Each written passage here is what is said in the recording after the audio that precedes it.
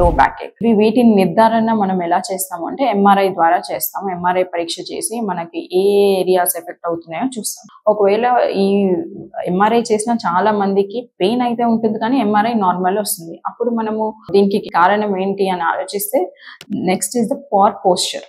మన posture maintenance అనేది సరిగ్గా లేకపోవడం. ఇప్పుడు చాలా మంది ఐటీ జాబ్స్ చేస్తూ ఉంటారు, కంటిన్యూస్ ఒక 6 to 8 hours కూర్చొని ఉంటారు. సో సెడెంటరీగా అలానే ఉండడంతో నార్మల్ కర్వేచర్ ఏదైతే మనకి ఉందో ఆ కర్వేచర్ మెయింటైన్ చేయలేరు.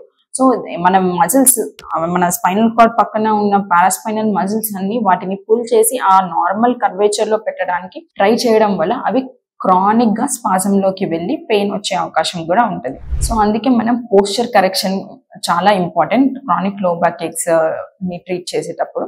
నెక్స్ట్ ఒకవేళ పోస్చర్ కరెక్ట్ చేసుకున్నా కానీ ఇంకా పెయిన్ ఉంది అనుకుంటే నెక్స్ట్ సైకోసోమాటిక్ ఫ్యాక్టర్స్. మన బ్రెయిన్ కి మెసేజ్ ఎక్కువగా వెళ్ళిపోతుంది. So pain threshold it self will get down.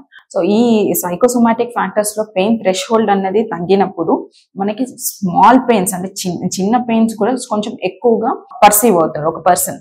So అందుకే మనం యాంగ్జైటీ కానీ డిప్రెషన్ కానీ ఇవన్నిటిని కూడా ట్రీట్ చేస్తుంటే క్రానిక్ గా ఈ పెయిన్స్ అనేవి తగ్గుతాయి.